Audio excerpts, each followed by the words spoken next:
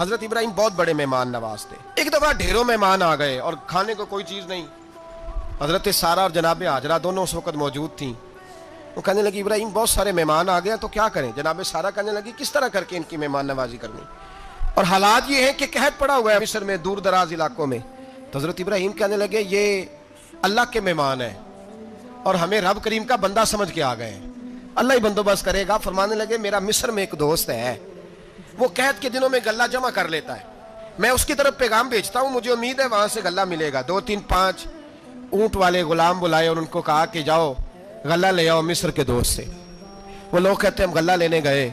وہاں جب پہنچے تو حضرت ابراہیم خلیل اللہ علیہ السلام کا پیغام دیا تو آپ کا وہ دوست کہنے لگا غلہ تو بے شمار تھا، مجھے خبر نہیں تھی کہ حضرت ابراہیم کا پیغام آئے گا، تو میں تو سارا تقسیم کر چکا ہوں.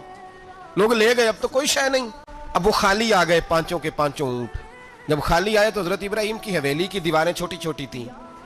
ان غلاموں میں سے، خادموں میں سے، آپ کے ان چاہنے والوں میں سے ایک کہنے لگا یار وہ غریب تو انتظار کر رہے ہوں گے کہ غلہ لینے گئے ہیں، ہمیں روٹی ملے گی.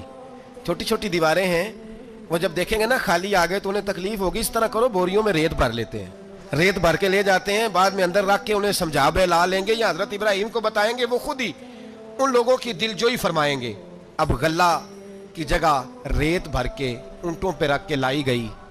لا کے بوریاں جب رکھ دی گئیں، حضرت ابراہیم علیہ السلام دوپہر کے وقت آرام فرما رہے تھے. بی بی سارہ اٹھی، کہتی ہیں جب میں نے دیکھا نا کہ بوریاں پہنچ گئی ہیں تو گئی، غلام کو ساتھ لیا اور اس کو جب کھولا نا تو کہتی اتنی حسین گندم میں نے پہلے کبھی دیکھی نہیں تھی، اتنا پیارا دانہ میں نے کبھی ملاحظہ ہی نہیں کیا تھا. فرماتی ہیں جب اس کو پیس کر چکی میں روٹیاں پکائیں تو خوشبو دور دور تک پھیل گئی. حضرت ابراہیم اٹھے تو لوگ کھانا کھا رہے ہیں، سجدہ شکر ادا کیا، اور جب سجدے میں گئے تو وہی آنے لگی، پھر رونے لگے. جب پلٹ کر باہر تشریف لائے تو جناب سارہ کہنے لگی ابراہیم تمہارا مصری یار بڑا اچھا ہے، اس نے اتنی اعلیٰ گندم بھیجی ہے کہ اتنی تو میں نے پیاری گندم کبھی دیکھی نہیں. جناب ابراہیم مسکرائے، فرمانے لگی سارہ یہ مصری یار نے نہیں بھیجی، یہ میرے عرشی یار نے بھیجی ہے. بھائی مہمان نوازی مزاج تھا، دوسروں کی اشکشوئی مزاج تھا. حضرت ابراہیم علیہ السلام کا طریقہ ہے قربانی، حضور نے ان کا طریقہ بیان کیا.